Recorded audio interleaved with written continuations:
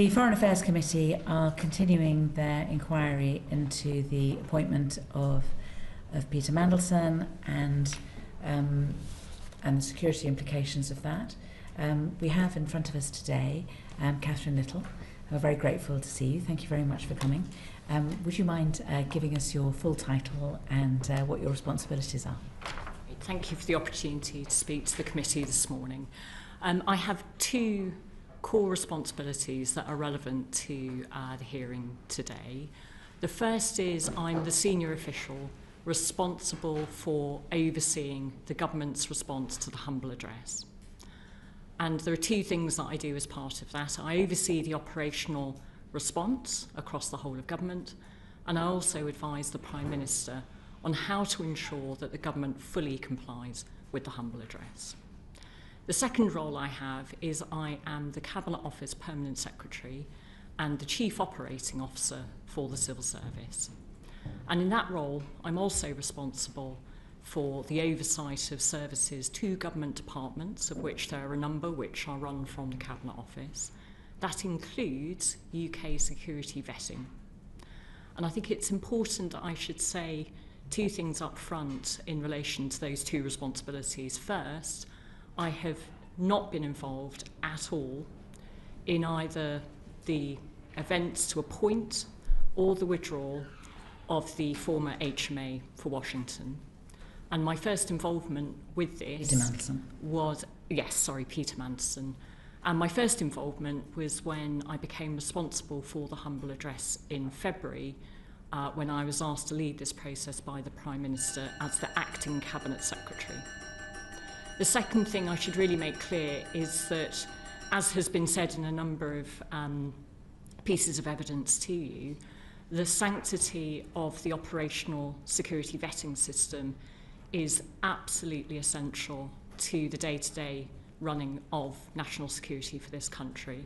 And so in my responsibilities for overseeing security vetting, I have absolutely nothing to do with the day-to-day operations of UKSV. And that is important to safeguard both the information and to make sure that there isn't any undue interference outside of the way in which we operate with departments. Good.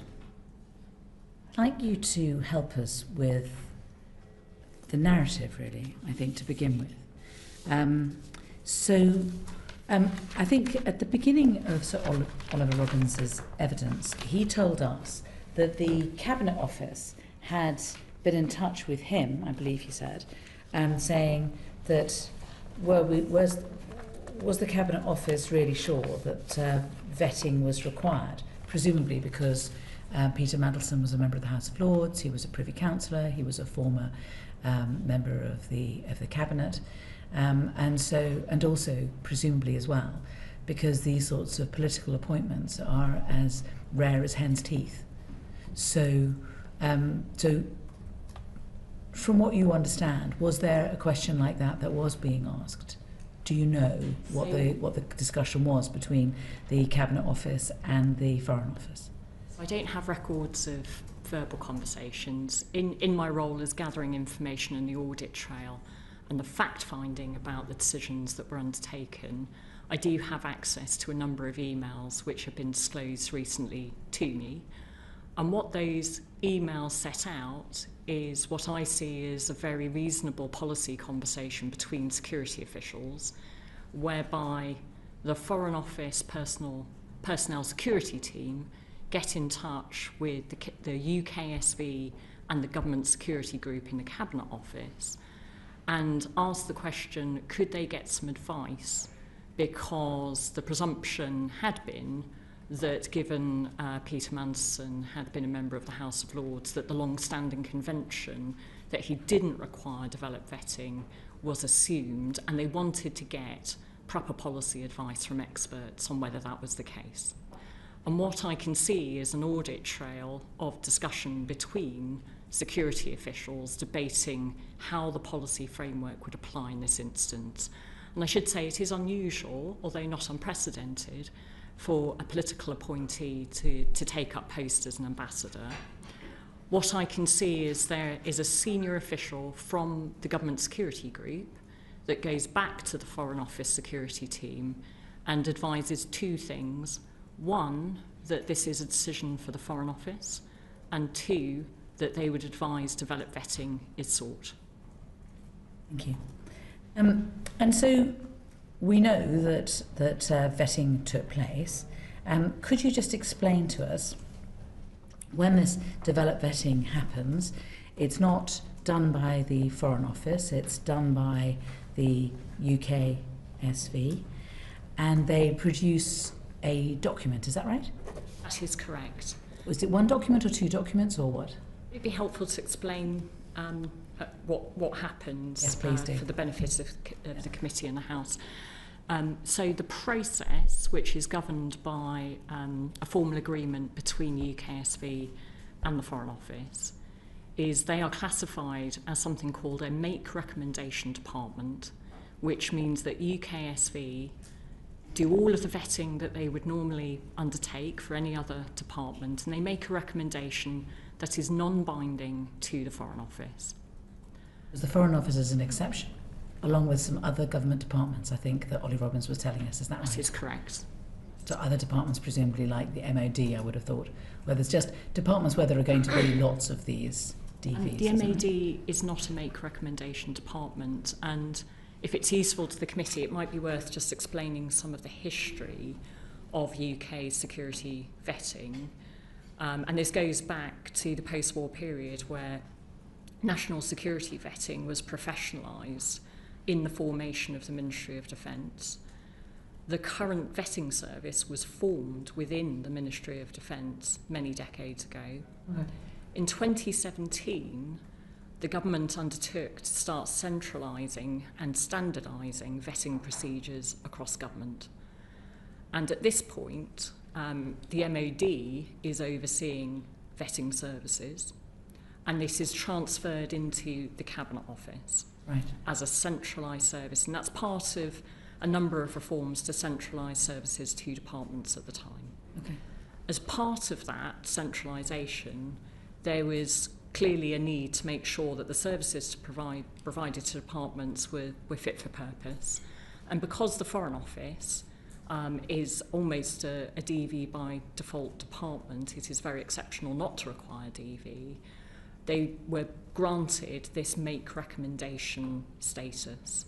And that was both a practical and a sensible way to deal with the volume of security vetting required. So to go back to the process itself, that is the context. Once UKSV complete the services that they provide to make the recommendation, they undertake a risk assessment and they provide two overall conclusions. One sets out the level of concern and the other sets out the overall recommendation on whether to grant developed vetting. That is non-binding. It is meant to be helpful information for the ultimate decision maker, in this case the Foreign Office, to make a final decision. And how long is, how much, what's the volume of material that is produced by, that would have been given by the vetting body to the Foreign Office? And so at the time of the appointment, and since, the Foreign Office has access and can request access to any of the inputs that go into the vetting process. And forgive me, there might be moments where I'm not able to describe those price inputs do what you can, in order to protect the system. But it is a very comprehensive process, it is thorough, and it requires a significant amount of information. What I can confirm is that at any stage, the Foreign Office, as the ultimate decision maker, can request access to any of that information. Without at this stage telling us what is in those documents, what sort of documents were put before the Foreign Office when it came to Peter Mandelson and his direct vetting? So there are two separate points where I can see audit trails of what information was passed to the Foreign Office. At the time of the appointment, at the end of January, on the 28th of January, the UKSV summary document that I've described was sent to the Foreign Office, and that is a summary of the considerations of the case officer in reaching those two overall recommendations. How many pages is that? It is around 10 pages. Forgive me, I can't remember the precise number. That's all right. In the so document. about 10 pages. So there's about 10 pages sent. Is there anything else sent? That is it. Okay. What happens, and this is the case for all vetting processes, is the decision-making body then returns the decision taken by the decision-making body. And there is also a page that sets that out. Yeah. And I should confirm that those documents are currently being processed in accordance with the humble address. There is a second point that I can see an audit trail for, which is on the 15th of September last year. The Foreign Office security team request access to a number of documents relating to the vetting file. And on the same day, the documents requested are sent to the Foreign Office. And I don't know who, beyond the individual requesting that information, saw those documents. But my point being that anyone within the security chain can request to see information if they feel it is necessary, because they are ultimately one of the owners of that document. I'm going to leave it to others to go through, what it means, that the form that we've all seen online now, which is the sort of traffic light form, and I know that people will want to ask about that, but I'm just trying to get things so that we just kind of get our heads around the general narrative. And you're now talking about mid-September. Now, we did hear from Ollie Robbins about he had, and I believe he said in his evidence that he had attempted to, let me just find it, and then I've got it written down here. So sorry, let me find it. He said in the middle of his evidence that he had attempted, that in September he had considered getting access to the DV file and had contacted the Cabinet Office and had been told he could not get access to that without there being a national security reasons why. I hope that I've said that correctly from everybody's memory. Yeah. Do you see any evidence of that? The only information that I have is the information that I've gathered as part of our fact-finding, and it is the information I've just described to you.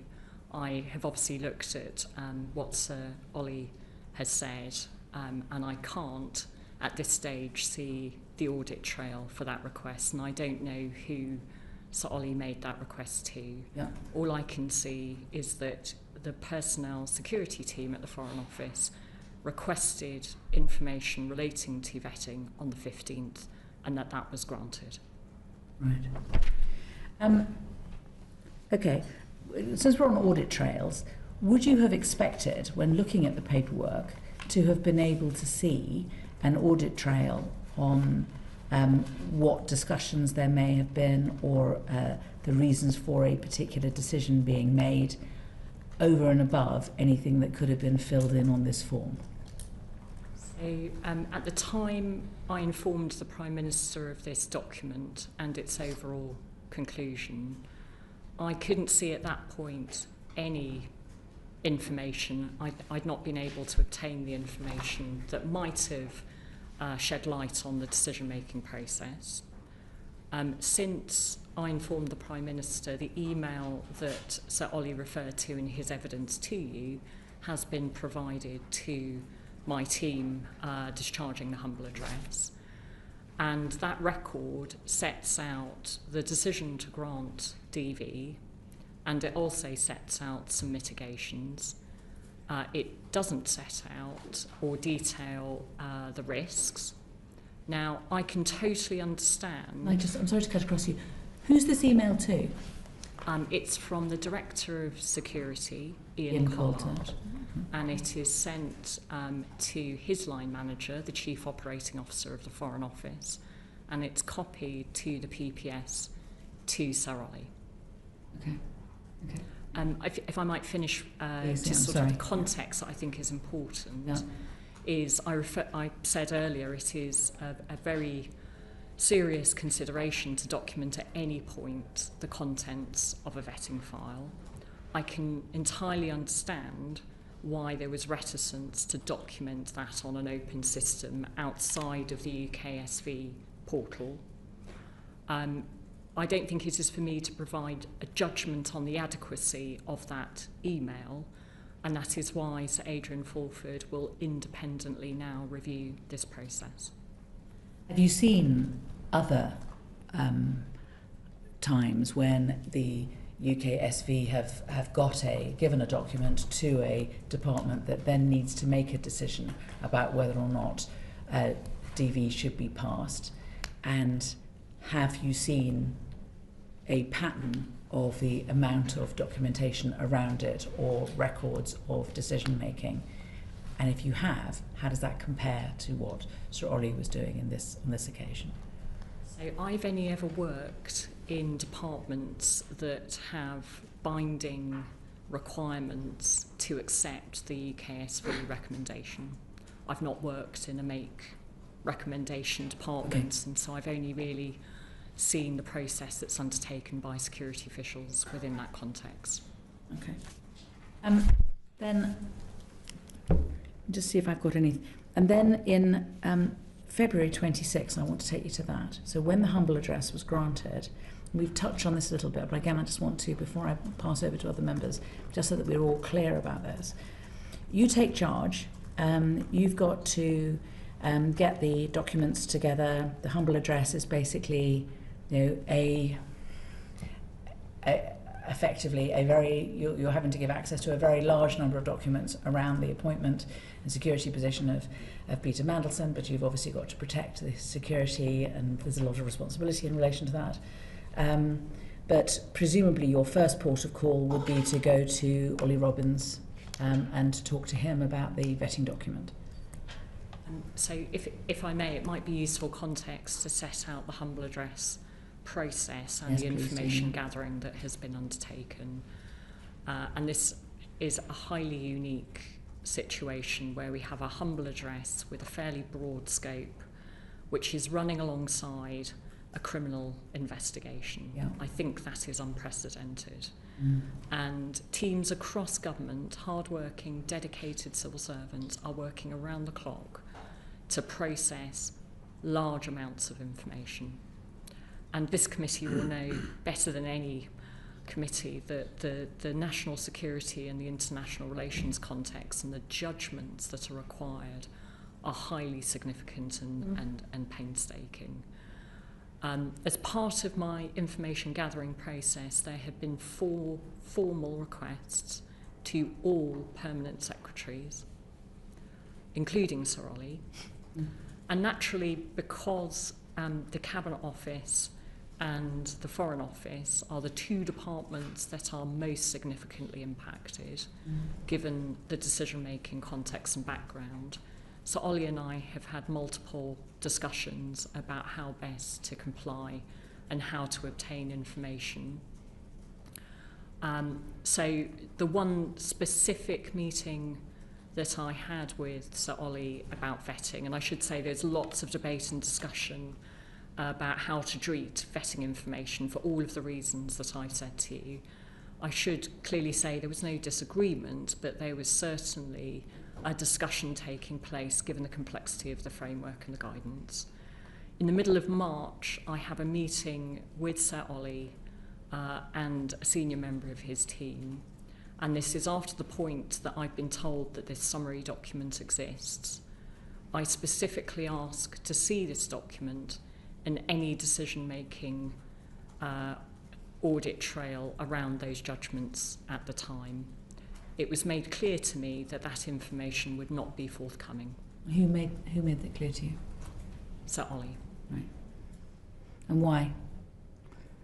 I suppose I'd go back to, in the actual meeting, the specific reasons were not discussed, but I go back to the context at the time there was a lot of back and forth discussion about the status of how we would treat vetting information.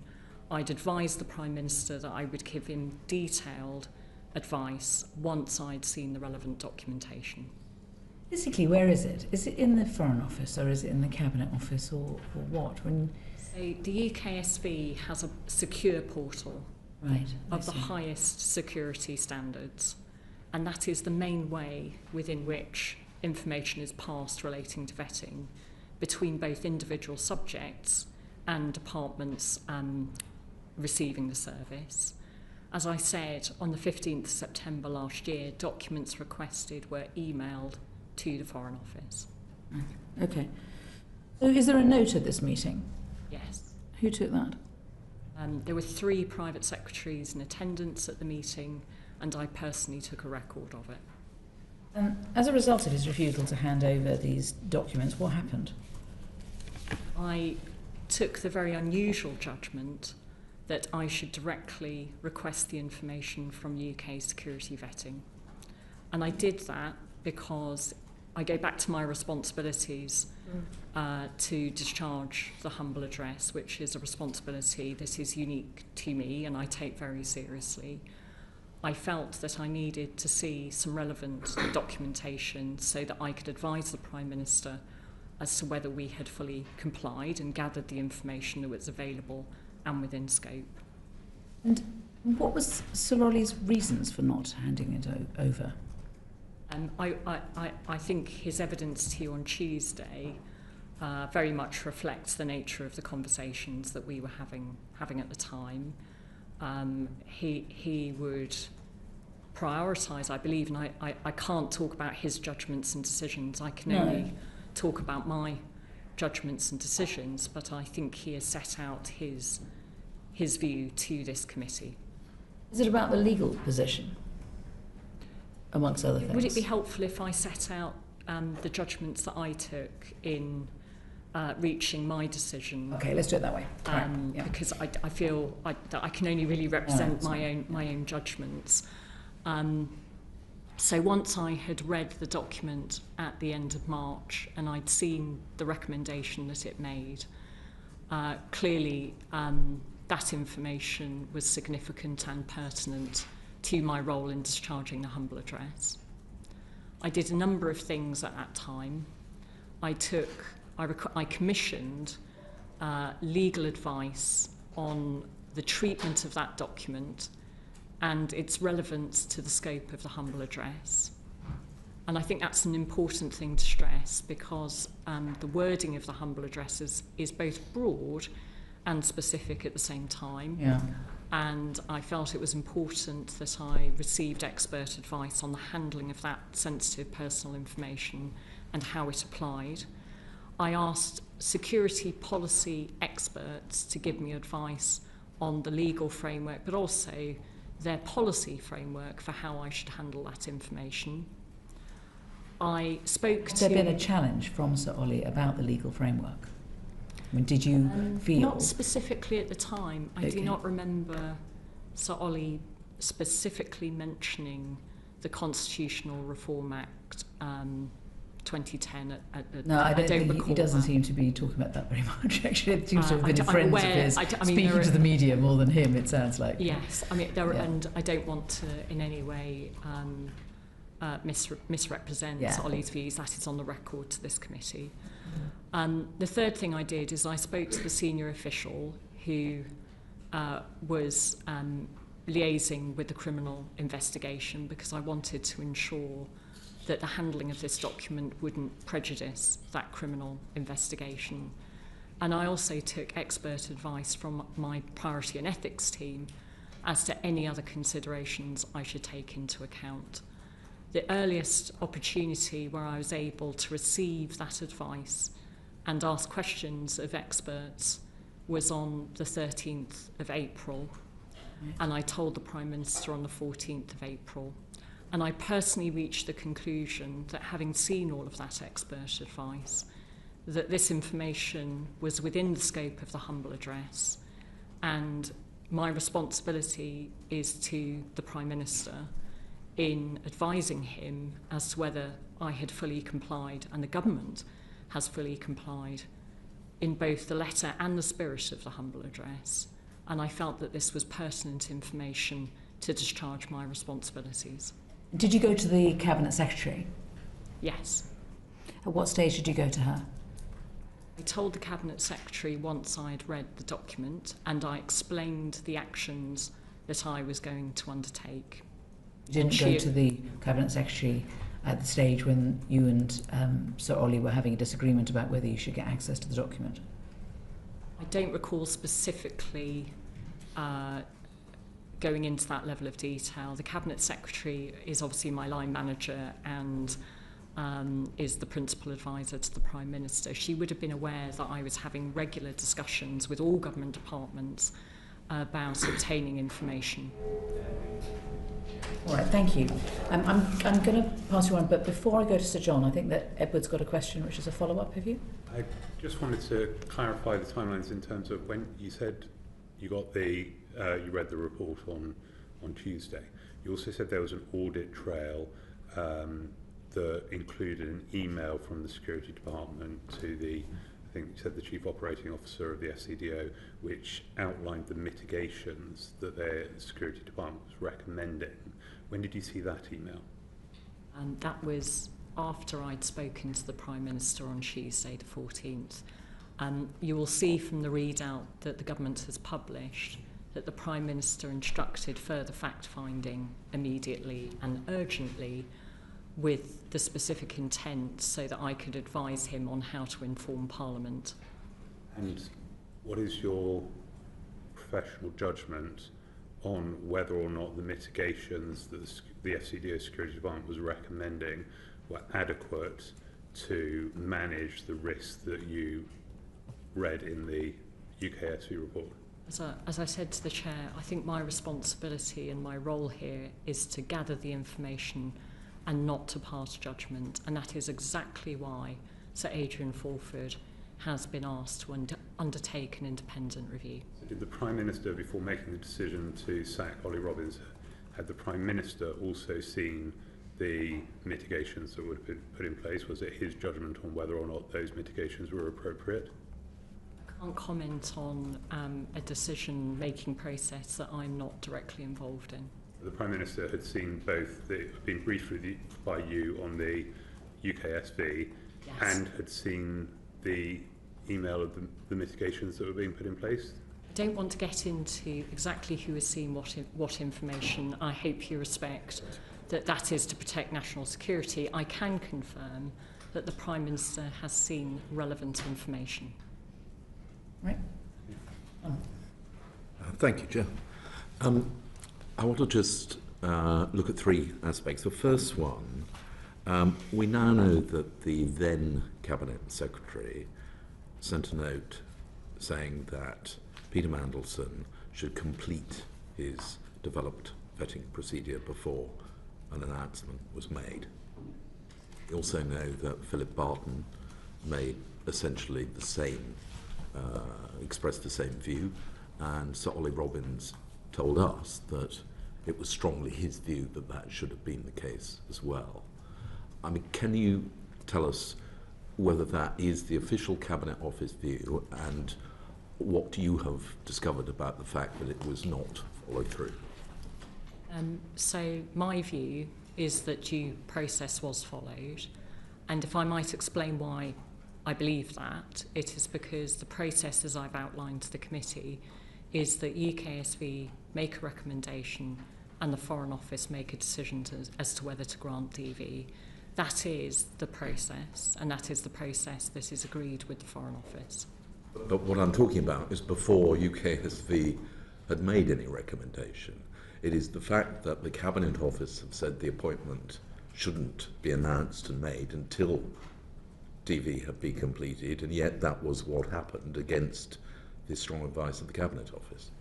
If you might forgive me, I can't comment on events that took place or processes that took place ahead of me becoming the senior official responsible for the humble address. I wasn't involved. You weren't involved, but No. you represent the Cabinet Office, and that was the Cabinet Office view at the time. It was the Cabinet Secretary's view, and he gave the former Cabinet Secretary's view, and he has provided evidence to this committee. And the former Permanent Secretary's view. Yes, and he has provided evidence to this committee. Okay, so is that part of what you are examining? in the It course? is part of what Sir Adrian Fulford will now independently review. Okay. My job is to gather information in order to comply with the humble address. Okay, so can I then come to the actual outcome of the TV process? I think you said that UKSV sent a 10-page document essentially setting out their findings. One assumes that that must have included the traffic lights. I mean, a 10-page document cannot exclude the final recommendation, which is not to give clearance. That is correct, and the government has published an excerpt from a template Indeed. which would have been included in that document. Which is the one which I put to Sir Ollie, and he said that he, even until that moment, and the moment of publication, he had not been aware of it. I Did that can't surprise comment you? what Sir Ollie has precisely seen. He's given evidence to you directly.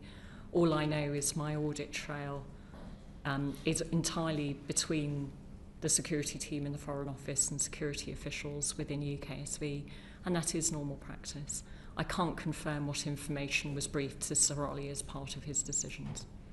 But the fundamental difference, the discrepancy that we heard about when Sir Ollie gave us evidence was that you have confirmed just now the summary briefing document from the UKSV would have said that the recommendation was to deny clearance, and Sir Ollie has told us that he was told it was leaning towards denial, but it was a borderline. Now those two things just don't equate. I can only confirm what I have seen. I don't know what briefing Sir Ollie received. It is an event that I obviously wasn't party to. Isn't that pretty fundamental to the exercise you're conducting? What is fundamental and relevant to my exercise is whether I've been able to see and gather all of the relevant information to fulfil the humble address and discharging our responsibilities and the government's responsibilities to Parliament. Oh, sorry, do you mind if I just... Yeah.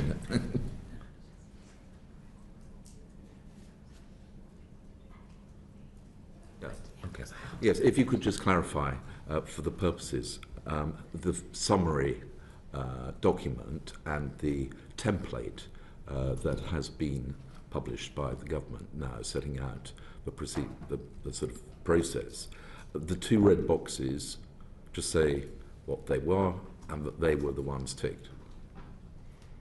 So I would not normally reveal any content of any vetting document. And if you look at what the government has put on gov.uk, we do not set out what the document says. Because of the public discourse and commentary on this very sensitive document, it is now in the public domain, not through the government's issuance of this information, but through a leak that took place last Thursday. And please forgive me, I do not want to put myself nor the government in a position where I'm sharing information that is within the vetting file. No, but the government did take the decision to publish the public Yes, template. and it is an excerpt.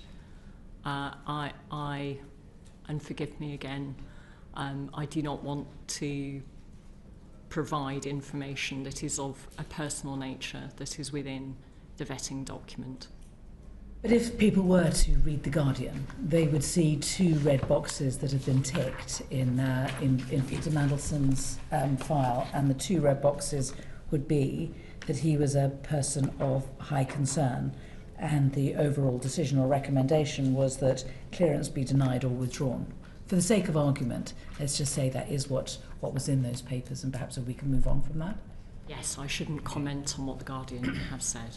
Indeed. So can I, before just moving on to my final area, can I confirm that the Foreign Office had the 10-page summary, but Sir Ollie Robbins didn't see the 10-page summary? He was briefed on its contents by the Director of Security, and therefore, in seeking to try and explain the two different views, is it possible that there was simply a failure of full communication in the briefing of Sir Ollie Robbins that took place? I can't comment on a briefing I wasn't party to. As Sir Ollie said, his professional security team briefed him. There's a record of the decision that was taken off the back of that briefing. They are the facts as I can see them. Okay. And we're hoping to have other evidence that will cover that. We'll wait and see. Can I finally move on to one other part of this process? When exactly did the Cabinet Office and yourself discover that the UKSV recommendation had not been complied with by the Foreign Office? So I wouldn't quite use those words myself, right. but Yeah. I became aware of that information when I read the documents on the 25th of March. The 25th of March. And when did you discuss it with the Cabinet Secretary? Very shortly afterwards. And when did you tell the Prime Minister? On the 14th of April. So why was there such a long gap between you and the Cabinet Secretary discovering this and you're going to tell the Prime Minister? I don't want to be unhelpful in repeating what I said to you earlier, but I immediately sought legal, policy, propriety advice, because this is such an unusual thing for a government official to do, and to handle that sort of security information. I believe I have a responsibility to handle that sensitive information within the framework of both the law and the guidance that I'm subject to. And I did not feel that I could share that information until I understood the consequences and the authority that I had to share the information. And as I say, yes, it did take some time to get that expert advice, to ask questions. I firmly believe that that is the professional and appropriate thing to do when dealing with such sensitive information that is so important to be protected as part of our overall national security framework. And yes, that did take some time. It took 3 weeks. It took the time between the 25th of March and telling the Prime Minister on the 14th of April, and I truly believe that I acted as swiftly and effectively and appropriately as I could. Would it not be the position that up to about a dozen lawyers and officials, by the time you got to tell the Prime Minister, already knew that the more it was being discussed, the wider the circle was coming, but the person who didn't seem to know was the PM? I was able to obtain advice without experts seeing the vetting information or seeing any of the information contained within it or describing the information contained within it. And I think that is a really important point to make. A very, very small number of people have actually seen the document. And I felt able to get that expert advice by describing the process and the information, the sort of information that was contained within it. Narrowing it down to the point, which is that if, let's say, the red boxes were ticked, that point, that the red boxes had been ticked, and yet the Foreign Office had given clearance, that narrow point, without divulging any further details, was known by quite a wide number of people, wasn't it, before the PM was told? I think it is a small number of people that was proportionate and necessary in obtaining expert advice. Would that be up to a dozen? I think I would need to confirm the precise numbers, but I kept a named confidential list of the reasons why people knew that information. Okay. I think, Dan, you've got a question. Two questions, right, and then I'm moving on to Alex. Just to follow up on this document, is it the case that a minister would ever have been shown one of these documents? Do you have an idea? It's highly unusual, but at the point at which I told the Prime Minister, I only shared with him the very minimal information that this document existed, and I did share with him the overall recommendation and explained the process under which final DV should have been granted. And in relation to your responsibility overseeing the government response to the humble address, we've seen Simon Case's advice that developed vetting should have been sought before the announcement of the appointment.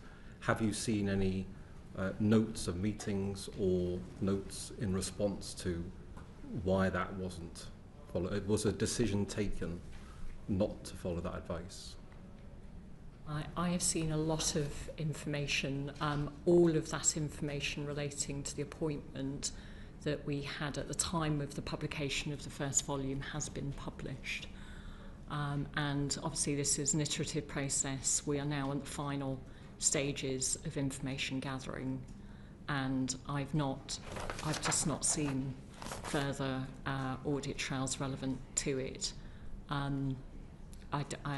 There may be final things that I haven't yet had the opportunity to read. A million people would debate the Foreign Office. Thanks, Chair. Okay, Alex. Thank you, Chair.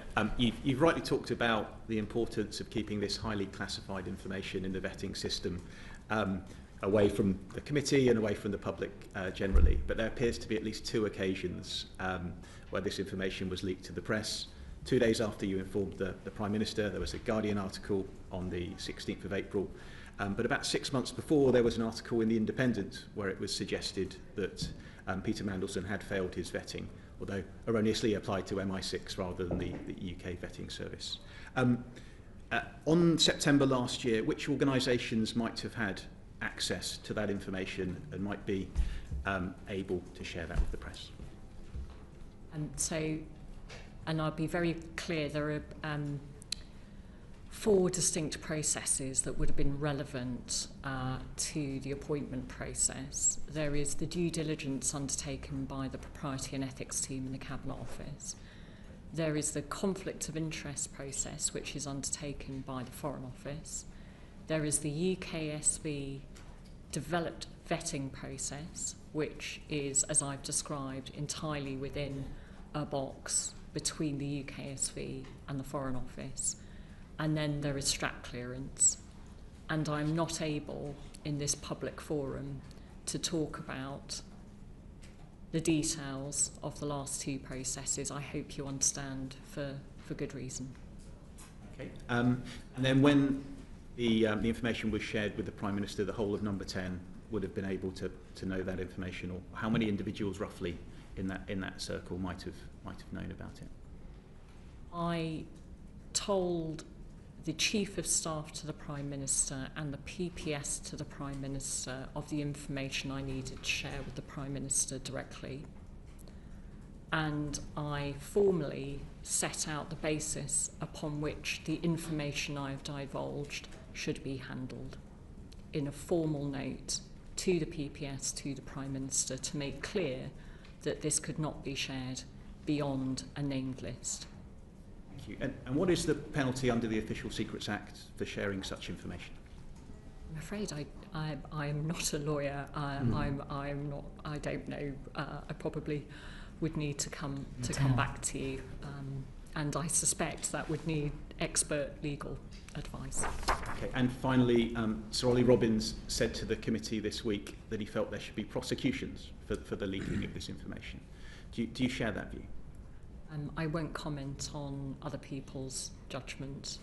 As I said to you, I am not an expert in this matter, and I haven't come here to opine on it. Thank you.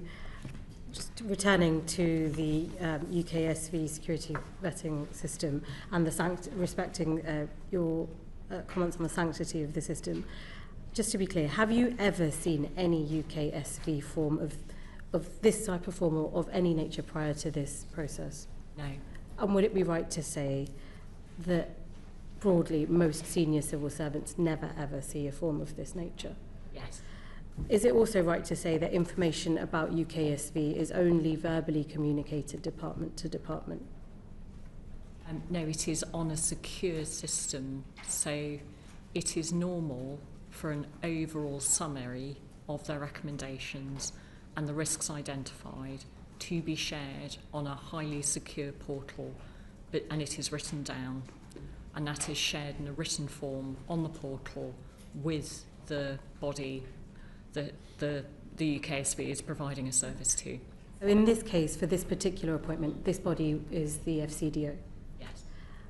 And Sir Ollie, as we heard in his evidence, has told us he's never seen this form until it was leaked or published. He says that the recommendation that was verbally briefed to him, which we can't see any notes of that meeting, was briefed to him as leaning to or borderline. I showed him said document, and I understand that you don't want to comment about this, but this has also been published officially now, an excerpt by the Cabinet Office, so that's why I'm pointing to this. It's a make recommendation body, so it's this isn't binding, as you've said, but the form very clearly shows high concern, clearance denied or withdrawn. We are being told, or we've been led to believe, that both of these boxes were marked in the red. How, in your opinion, would that be verbally communicated as borderline to Sir Ollie? We have very, very experienced security professionals who provide briefings, and obviously they have to take a judgment as to how to share information up the chain. I believe it is quite unusual for a permanent secretary to be directly involved in this sort of decision making. I'm afraid you would have to ask the individual who took the decision on how to brief Sir Ollie. Would you expect, as part of the procedures of how the civil service operates, that there would be a meeting note of these decisions, or how these decisions are verbally briefed, without disclosing contents of the security vetting? So all civil servants are great administrators. We are famous for our record keeping. And the Civil Service Code requires us to take accurate notes and to handle information within the legal framework. I do believe it is possible, without revealing the information within this sort of file, to set out a high-level conclusion, but that must be a judgment for the individuals making the decision.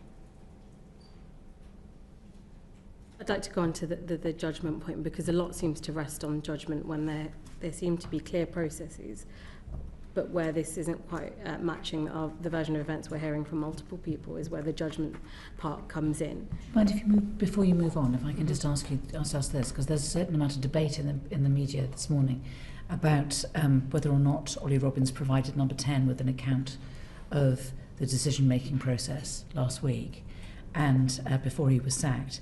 And I just wondered if there was an account, if there was a record of his decision-making process that you were given, and if so, if it would be published. So any information that pertains to the Prime Minister's decision, I don't think is within the scope of the humble address. That would be a decision for the owner of that information. That's the questions I've got, Chair, on judgment. Okay, I'm so sorry. That's okay. And then I'll come to you, Ed, after Em is finished. Sorry to crash into you. Related to the Chair's question, on the judgment issue, and so Chris Wormwood told us this in his answer to our session, that the due diligence is in two parts: identification of information and then judgment. And the first part seems very clear, and there's a clear process which seems quite straightforward. But on the judgment, everything gets murky because it's down to individuals applying their own judgment. And you've set out clearly today how you sought extra advice in your decision and your judgment process. How, without telling the Prime Minister that developed vetting and had in essence failed, or that the recommendation was to not proceed, could the appointing minister, which is in this case the Prime Minister, make a judgment on any of this? I think that is the very heart and the substance of the debate, and the Prime Minister has set out his views on how he feels he could and should have been told this information. And I'm not here to sort of add in my role. I think the Prime Minister has been very clear in the statements he's made to the House. My final question, thank you. Do you think, and looking at the Civil Service Code of Conduct, which we went through as a committee recently, do you think the Prime Minister was adequately served by either the permanent secretary of the FCDO or indeed the FCDO by being kept in the dark, even when those Bloomberg emails came to light and he was being made to stand at the dispatch box and speak to a system where some people in the civil service knew that there was more to it, and he was still being sent out without all the information to hand. Do you think he was properly served by the Civil Service Code of Conduct by those briefing him? It's not for me to opine on. As I say, I think the Prime Minister has set out his views as to the answer to your question. You want to go next and then Ed? Okay. If possible. Yeah. Thank you very much, Chair. When you sought the legal policy and PIT advice, did you speak to anyone in the Foreign Office and the decision-making chain, Ollie, or any of the people below Ollie who may have seen the documentation to try and get an understanding of what they did? If I can refer you back to my remarks earlier, I had a specific conversation once I was aware that such a document might exist directly with Sir Ollie. And it was made clear to me that that information would not be forthcoming. And so it wasn't until I told the Prime Minister, who instructed me to undertake formal fact-finding, that further inquiries were made immediately of the Foreign Office. And as much as you can tell us about those inquiries, did you pick up concerns from the Foreign Office system about how this had come about? Were people worried about the way the decision had been taken or the information had been conveyed? Can you share any of that with us?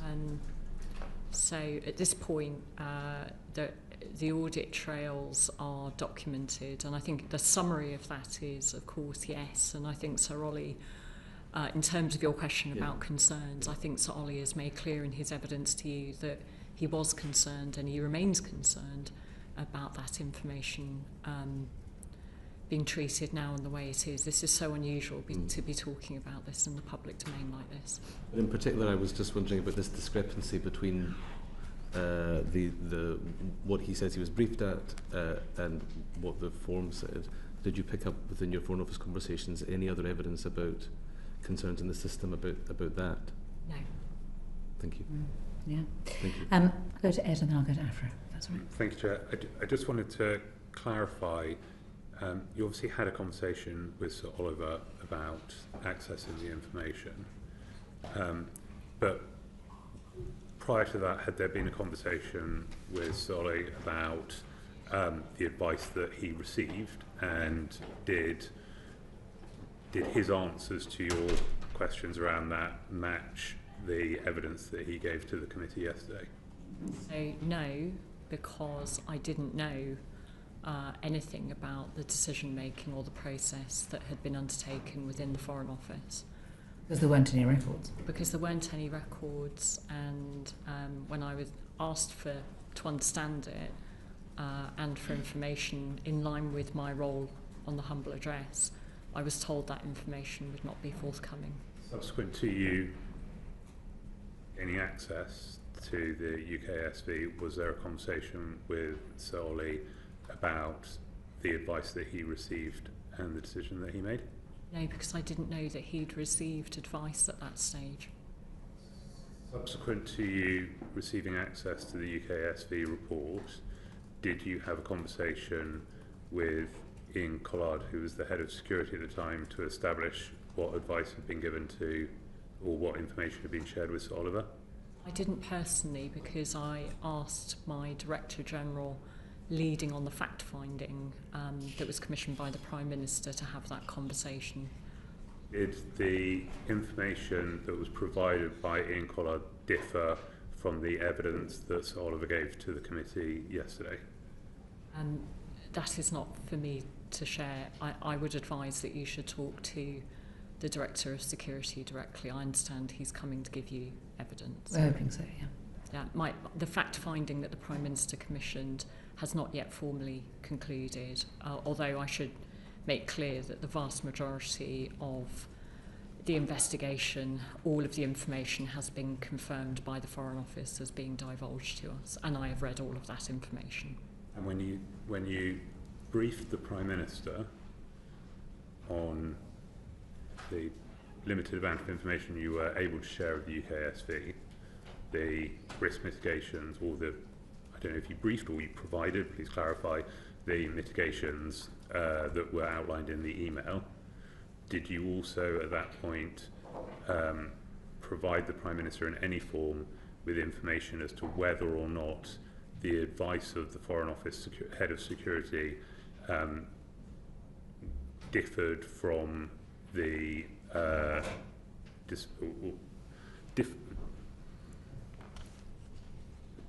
Did you also provide information to the Prime Minister in any form about what the advice of the head of the Foreign Office Security Department was proposing and whether or not Sir Oliver acted on that information? No, because at the time I briefed the Prime Minister on the 14th of April, I did not have, I had not seen that email.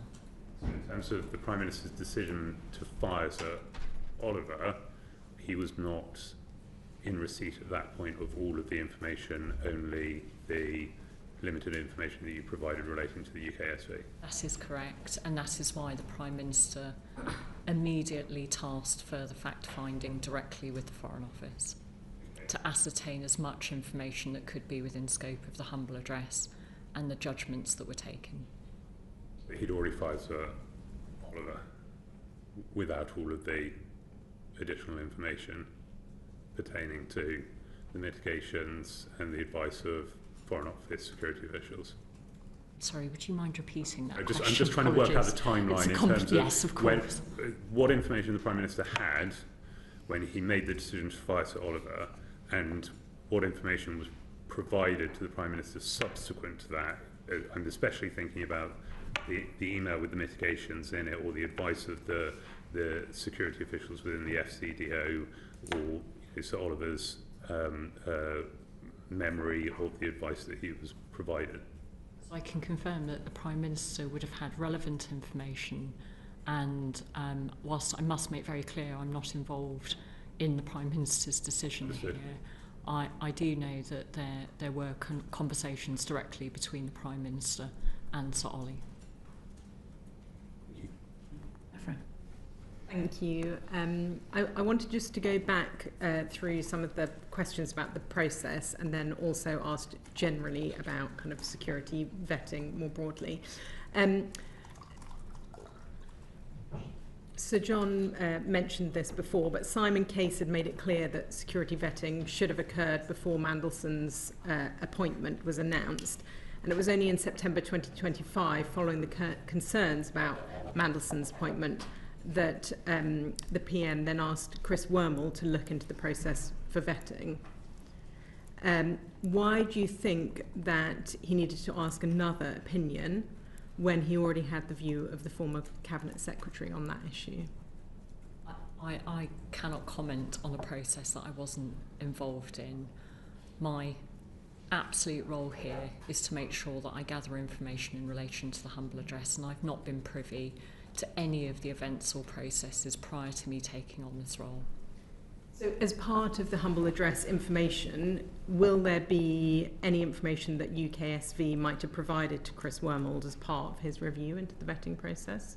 The humble address will disclose all of the information that is relevant in line with the terms of the humble address. If it is in scope, it will be processed for publication. Okay. And as we've talked about quite extensively, the FCDO is a make recommendation department. In this instance, because UKSV, as we've now discovered on the form, essentially recommended against granting security clearance, the PM said when he found that out, he felt he should have been told. Is it your view that generally you think ministers or the Prime Minister should be involved in that final decision on whether or not to grant security clearance?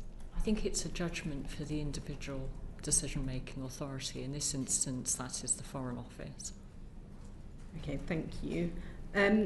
Sir Oliver Robbins, in his evidence that he gave to this committee, said that there was a feeling of constant pressure in the Foreign Office around the need to get Peter Mandelson into his position. Do you have any kind of views on that? Were you aware, I appreciate you were in the Cabinet Office, but of this pressure that was happening at the time? Was there any evidence, in fact, that was found? Things like call logs or emails in her doing her job? Did she come across anything? I can't comment on events that I wasn't privy to. I wasn't involved at all, as I stated up front. As part of the humble address information gathering process, I've not seen any documentation that would formally confirm that level of pressure. But I must repeat, I'm only looking at information in the audit trail and the documentation that I've been given in relation to the humble address. I can't comment on the atmosphere at the time. I wasn't involved. Thank you. You shared some information around the claim that the Cabinet Office questioned the need for vetting, and you set out how you think that occurred and the correct, as you see it, interpretation of that. Are you aware of any special advisors who are suggesting that Mandelson might not have needed vetting? Has that come up in any of the paperwork that you've seen? I have shared with you the information that I've gathered as part of the humble address and the document trail I have seen. So would you, though, given that we've talked about the kind of level of note-taking that is required and where there might be notes and minutes, would you have expected to see notes in relation to that from a special advisor or PPS? So I should make clear, like, if the civil service, I really do agree with Sir Ollie, it is our job to keep an audit trail and to record information on, and particularly of key decisions, but the civil service does not record every single interaction, every single conversation. That would be highly inefficient, and of course there's a judgment that needs to be taken about record keeping. So ultimately, if there were discussions, it's not unusual for either Number 10 or other private offices to call to ask for a process update. But I can't really comment because I've not seen any audit trail. Thank you. Obviously, we've now heard in this case that Peter Mandelson was granted security clearance despite the recommendation of UKSV, and that he had obviously had risks or mitigations that were managed. Are you aware of any other individuals who might be in a similar position where the ultimate granting of security clearance is different from that recommendation by UKSV? So this is exactly why the Chief Secretary to the Prime Minister last week paused the ability for a Make Recommendation Department to take a different view to UKSV, and the Government Security Team within the Cabinet Office is undertaking an urgent review to answer your question. Okay.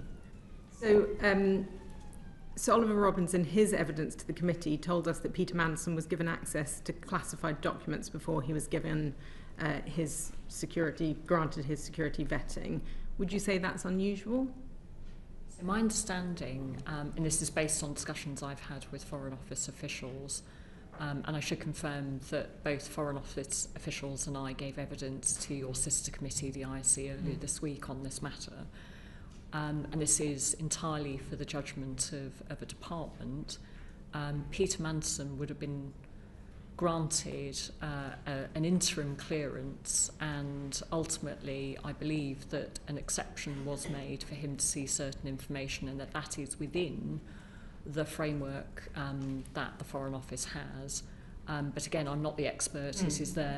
It is their protocol and policies, and I'm sure you will want to ask the experts on this matter that question. Obviously, we've talked a bit about how accurate notes are required to be kept, although obviously not every single conversation that happens. Will the humble address include notes or a minute on the Prime Minister's decision to appoint Lord Mandelson to the position? So in the humble address volume 1 that has already been published, we have shared all of the documentation relating to the Prime Minister's decision. That is already published and publicly available. So, as part of that, or do you know why his appointment appears to have been made without saying that it was subject to security clearance? can't comment on a process I wasn't party to at the time. And just thinking through where there might have been other political appointments into roles. I mean, it's quite unusual, obviously, to have a political appointments, especially to such senior roles. We know, for example, however, that Jonathan Powell is a political appointment as the Prime Minister's. He's obviously the National Security Advisor, but he was also Special Envoy for the British Indian Ocean Territory, and he was given that appointment on the 6th of September 2024. But I understand that in August he also held meetings like Mandelson did with FCDO officials and was given access to classified information. The Prime Minister was asked about this in Prime Minister's questions yesterday, but actually didn't answer the question. Are you able to provide information on what kind of security clearance he had prior to taking up the role in September? I hope you'll forgive me, I can't comment on individuals' security clearances. That would be inappropriate in this formal public setting. Do you think in fact, it is a critical part of the protections in place for the national security vetting system. Thank you. Fleur. Thank you very much, Chair. I'm going to ask you some questions about your document gathering, but going back to the documents referring to the very early stages of the process before the vetting and before the appointment. So first of all, about the pre-appointment conversations that Morgan McSweeney may have held, would there normally be documents held of the Prime Minister's Chief of Staff discussions about the potential of an appointment and the merits of that appointment? Should there be documents on that? I'm not here to opine on the judgments that would have been taken by private secretaries and individuals in those meetings. As I have said, it is a civil service requirement for us to take records of and to make sure there is a formal record. I can't give an opinion on things that relate to before my time as being responsible. I suppose I'm really asking. I was a minister. Every single conversation I had, it felt like that it was definitely being documented very, very well. So but I don't know about Chief of Staffs, Prime Ministers. Are all of their meetings documented in the same way that ministers are? There is always a thorough assessment of whether a record is needed, and that would have been a judgment undertaken by the individuals in a meeting. And the same sort of expectations for special advisors, for civil servants, for ministers apply. And it is set within the various codes that relate to the terms of employment. That's helpful because we're seeing him next week, we hope. But in your as you're gathering the documents, are you saying to everyone, have you got these documents? You get them in and you look at them. Are you able to go back and say, there seem to be some missing documents there, and you are investigating a little bit more in your document gathering? Yes. So do you think there are any missing documents around those decisions? Have you asked any questions about more evidence of meetings by Morgan McSweeney before he even said to the Prime Minister, should he consider going forward with even the due diligence, even the security vetting? So the early stages, do you think there are some missing documents there? I think I have undertaken an incredibly thorough and robust approach to identifying all information across government that could be in scope of the humble address. Thank you. The next question is about the letter from Sir Clive Alderton, who is the private secretary to the King. It's to Sir Clive from Philip Barton, recommending that the political appointment of HM Ambassador. I know you've read so many documents, you can't be expected to know the details of all of them, but in this document it says, the Prime Minister has indicated his intention to recommend during this Parliament a small number of political appointments, plural, to serve as His Majesty's ambassadors overseas. And then he goes on to recommend that Peter Mandelson is adopted as the first one of these political appointments. Do you know if you have asked about whether there were other political appointments in scope at that time, or if it was just a kind of a general catch-all paragraph to say there may be some, here's the first? or if it's more specifically, there were some other political appointments actually being considered at the same time, and therefore it is relevant to the humble address because it's looking at the Prime Minister's decision making around the appointments of ambassadors. So the humble address wording is very specifically in relation to Peter Mandelson. I haven't asked that question because I do not believe that that would be within the scope of my responsibilities in relation to this humble address. Okay, that's clear. Thank you. And then my third area is around the due diligence itself. The document is there.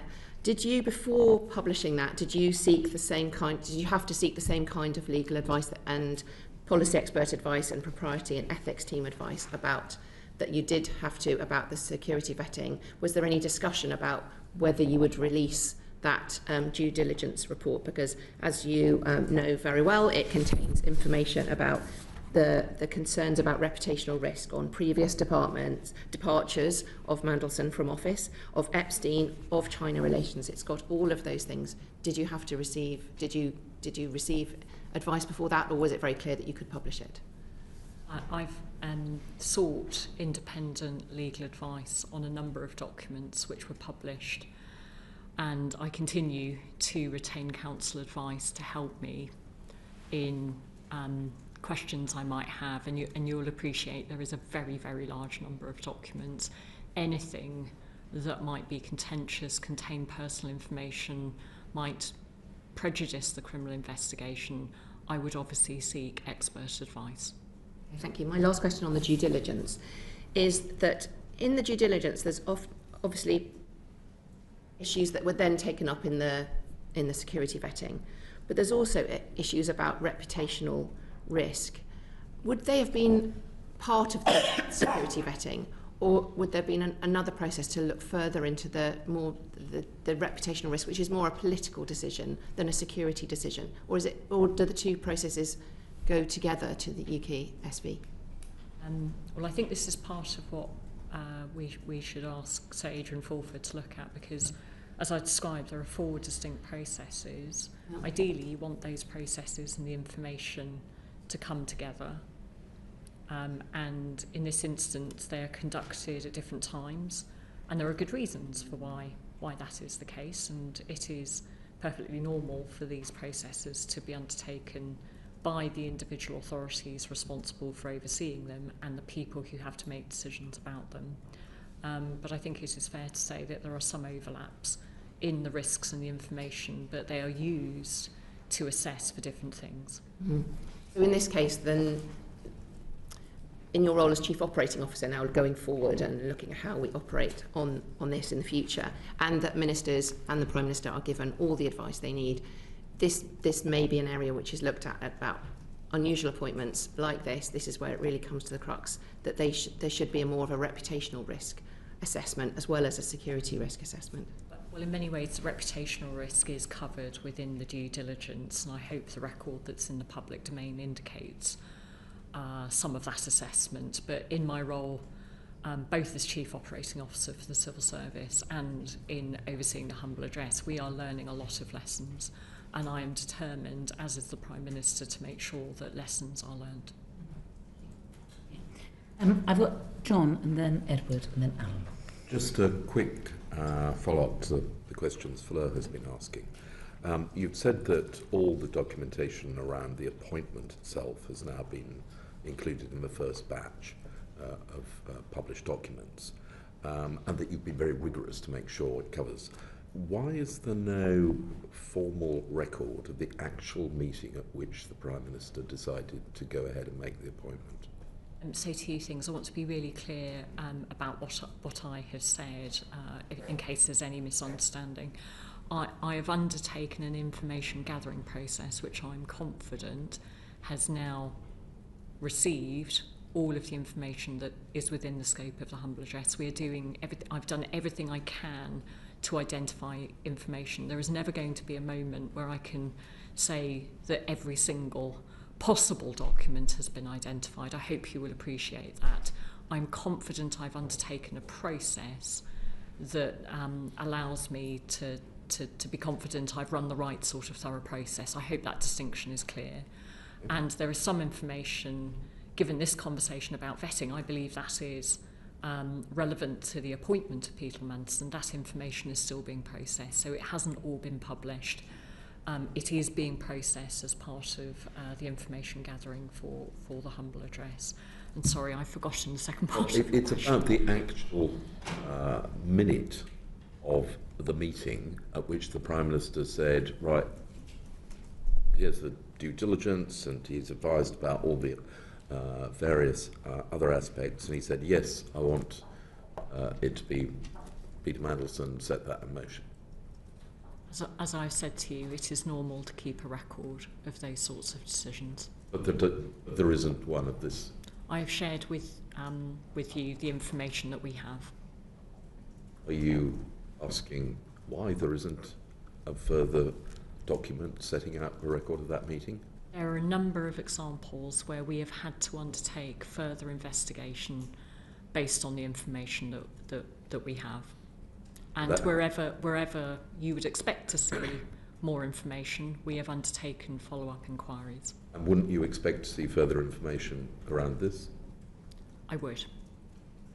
So you're continuing to push? We have undertaken further investigation. I can't remember who I said was going to come next. I think it was going to be Edward. Again, apologies for requesting a clarification. So many people have been fired, it's sometimes difficult to keep up. Peter Mandelson was fired because the release of the Epstein files showed that his relationship with Jeffrey Epstein had continued for a lot longer than he had disclosed prior to being appointed. Sir Ollie Robbins was fired because he granted security access to Peter Mandelson, and the security vetting report, the Prime Minister took the view that the security vetting report indicated that Mandelson shouldn't have been, and that he wouldn't have appointed Peter Mandelson in the first place had he had that information. You have seen both the security vetting report, and to be clear, I am under no circumstances asking you to disclose anything that is in that. You've also, and is now a matter of public record, the due diligence report and the information that the Prime Minister was shown. Ollie Robbins was fired for granting security clearance and not providing the information to the Prime Minister earlier.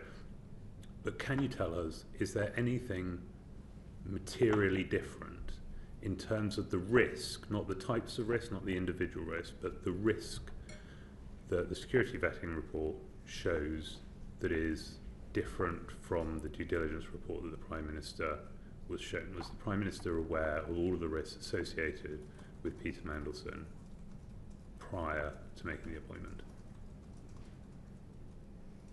By the nature of the Prime Minister not seeing or being told that there were risks identified in the UKSV document, I cannot answer that question, because ultimately I don't think I can answer that question without revealing what might be different within the UKSV report. But I would just go back to the Prime Minister did not know about the UKSV conclusion, and he did not know which specific risks were identified at the time of appointment. Thank you. Then I think it's Alan next.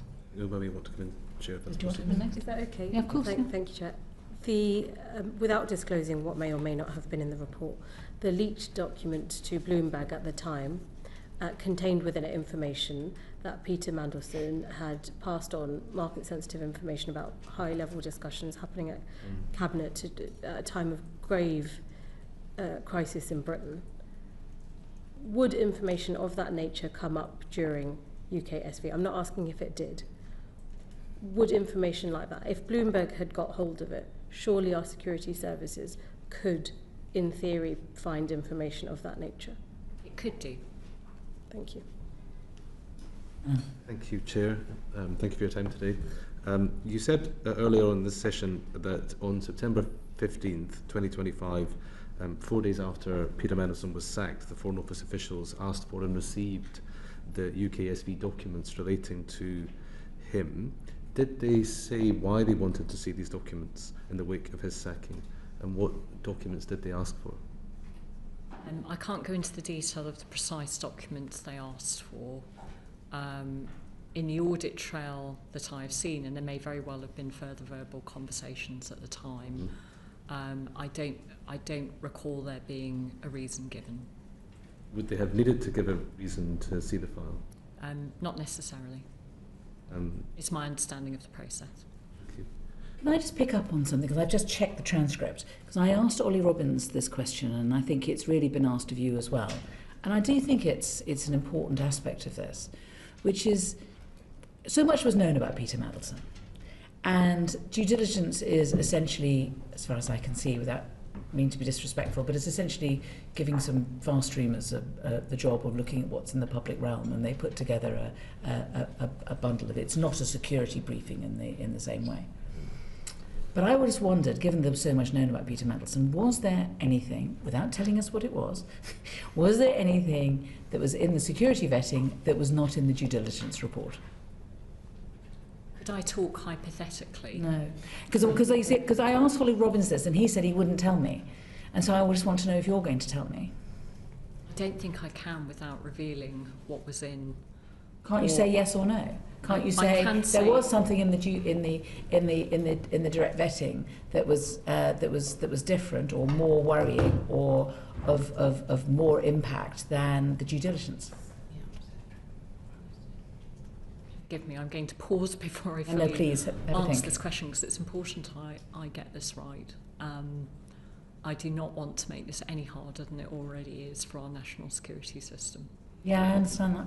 I understand that. We are in a bind. So I would prefer to answer your question by saying that it could contain more information by the nature of this being an exercise to assess different information for a different purpose. Okay. All right. Well, if that's all I'm going to get, then I won't push it any further. I have tried. Alan, have you? Thank you. Yes. Did Cabinet Office officials at any stage consider withholding Mandelson's UK SV summary file from the ISC? We have undertaken expert advice, and I think there has been reasonable debate and discussion about this, and I hope the committee will understand this is because of all of the reasons I've shared with you about the importance of protecting our national security. And indeed, and I won't go into the detail, I had a version of the discussion and the sorts of issues that were being debated with the ISE in the evidence that I gave to them earlier this week. And I think it is right that I set out in more detail to the IC under the security conditions that we have for conducting that hearing more information. I understand why you're asking the question.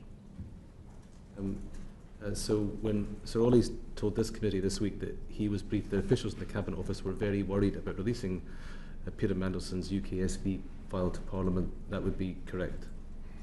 Yes, because, and when we talk about vetting files, I think it's important to recognise there are the inputs to the file, which are comprehensive, very detailed and very sensitive, confidential inputs. And I've always felt strongly that until I'd seen the full trail of information or understood the full trail of information available, that I would take all necessary actions to protect those inputs, because I genuinely believe that that is at the heart of our national security process. And so I think it is accurate for Sir Ollie to describe the discussions we'd had in that way. Thank you. The committee is seeing Morgan McSweeney next week. Is there any Cabinet Office advice in relation to his decision or the decision to use him and others to have follow-up questions to Peter Mandelson about the Epstein issues? Forgive me, as you pointed out, Chair, I've seen a lot of documentation in the last couple of weeks. I can't recall seeing anything. But forgive me if at a later date it turns out I have seen. Do you mind checking ahead of our session? I'm content to check that ahead of your session and confirm to the clerks. Thank you. Just on the dismissal of Sir Ollie, did you provide any advice to the Prime Minister about the decision to dismiss him? No.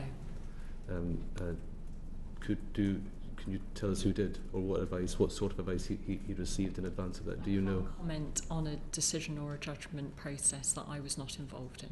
Thank you. Good. I have Afra, Edward, and then Dan, and then I think we will draw this process to a close, just to give you the good news. So, Afra. Thank you, and thank you for giving us so much of your time. I just wanted to clarify really on what you've said about the information that has already come through in the humble address and is expected still to come through, because my understanding was that initially it was supposed to be provided by the 10th of April, but there is still further information to come. And from some of the answers that you've given, I've been given the impression that you believe there's still information missing that you might want to look for. So I just wondered if you could clarify that, clarify when you expect all this information to be provided by, and also perhaps let me know whether as part of this information gathering, any ministers have been asked to provide their mobile phones, records from their mobile phones, and if they have all complied with that. Yes, so there's a number of questions with that, and I'll try and break it down. I tried to cheat getting one question, three questions. We're trying to finish by 11. If we go over a little, it is. That is understandable. So the first thing I really should say on the record is I'm sincerely grateful to the ISC for the significant amount of time that they have dedicated to working through the information we have passed to them. I'm very conscious that this is, having done it, that this is a very, very painstaking and complex exercise which must be undertaken thoroughly, and it has taken many, many hours of their time that they had not expected to be undertaken. Because we launched this dedicated fact-finding process, and to be really clear with this committee and the House, whilst we're now reaching the very, very final stages, final checks are being done. We've had, over the last 24 hours, further conversations to double-check and follow up the information we've seen with the Foreign Office. All of that information is now being processed, and one of the first things I do when I return to the office is to go back and read everything else that now needs to be processed with the ISC. We had hoped to provide much more of this information by the 10th of April. And clearly that just wasn't possible given the complexity of this exercise. So just what date do you expect to have it by? Do you think there is information missing, and were ministers asked to hand over their mobile phones and information from their mobile phones? I described earlier the process that I've undertaken to be as thorough and robust as possible in the information gathering process. I will never be able to say to you that I have definitely got everything, but I will be able to assure the House that we have undertaken robust processes to gather all information relevant to the humble address. To answer your question about electronic communications, there has been a distinct formal request for all ministers, senior officials and special advisors to provide us with direct communications with Peter Mandelson, and we are doing final checks on all of the information that we have received by any form of electronic communication in line with the scope of the humble address. And all ministers have complied with that? All ministers have undertaken the processes we have requested of them and complied with the Information Commission. Edward.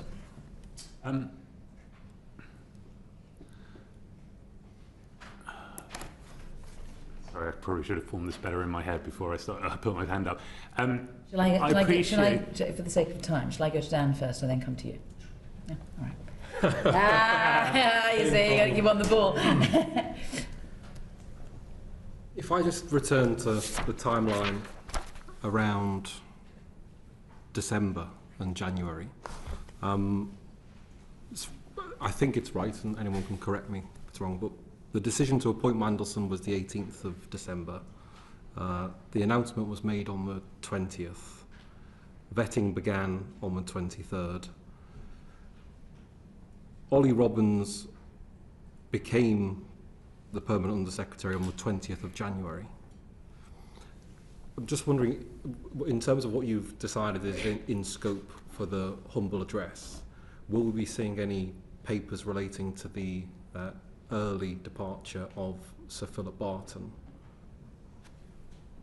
And again, forgive me, I'm recalling all of the information that I have seen.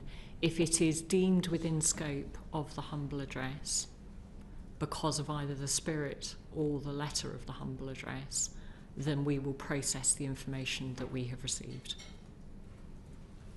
And sorry to be not more specific. If there is a specific thing you are looking for, I am content to take that away and confirm with the clerks once I have had an opportunity to confirm precisely what it is that you are looking for. I suppose I'm looking for the reason Sir Philip Barton's departure from the FCDO came at such a critical time in this process.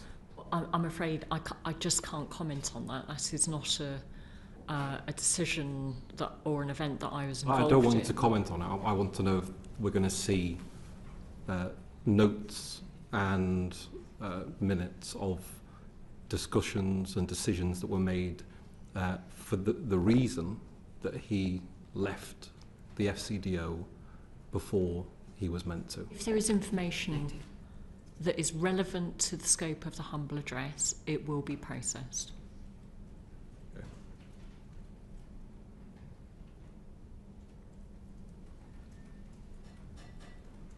I think you've accepted today that due process was followed throughout the vetting process.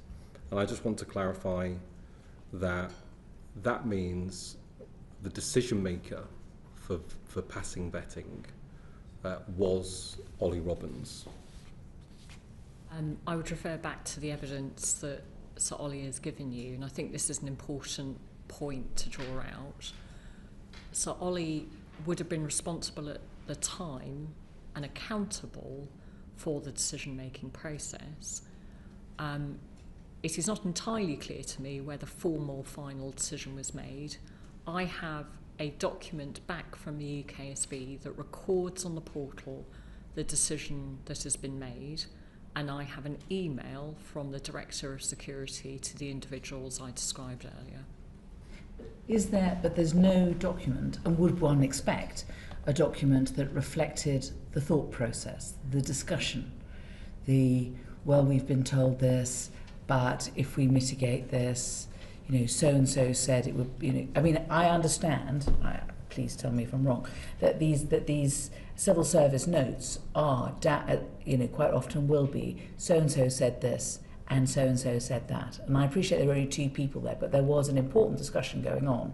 We've had this recommendation from the vetting people. We want to proceed with appointing him with mitigations and an actual detailed discussion as to why those mitigations would be relevant and would deal with the concerns that have been raised.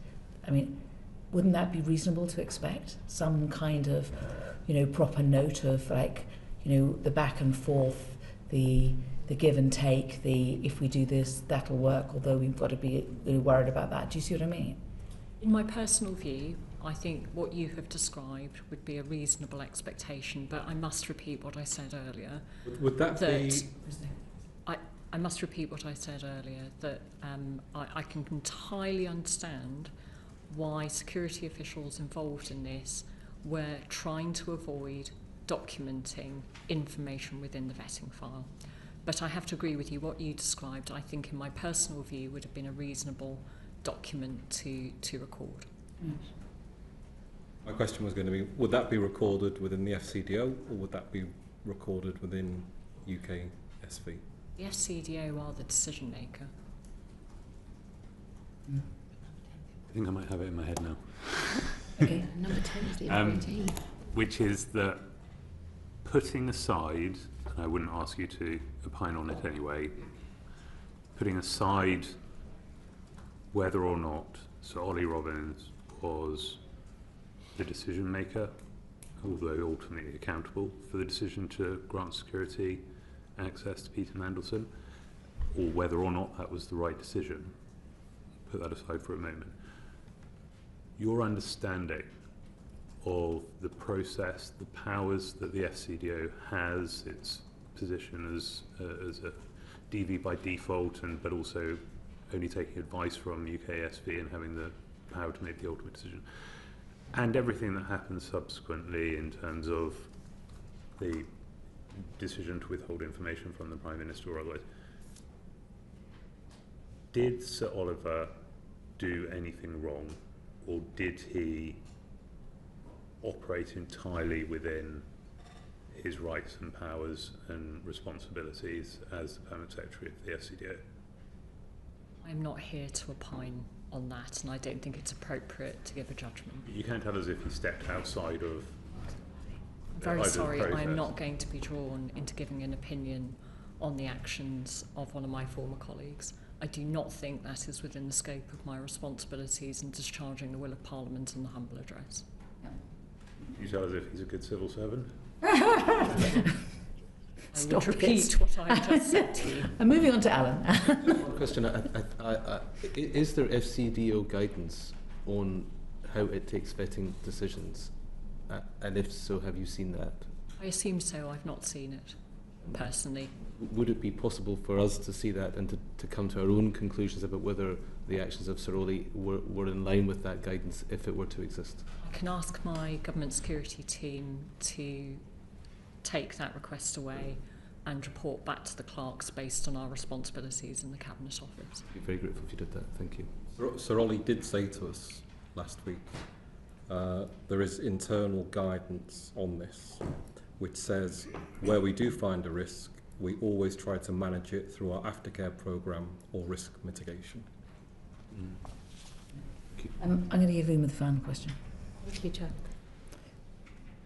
This entire conversation, our inquiry, the way this has been playing out in public, is mostly down to a series of very high-level leaks to very well-known news outlets.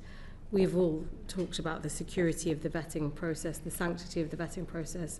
Here in Parliament, we have tried our very best to respect that, and all the questions that we've been asked, we've come against the buffers rightly of that system. However, there is a very serious question here about the leaks coming from either or both the Cabinet Office and the FCDO. What is the Cabinet Office doing to ensure that leaks of this sensitive nature never again happen?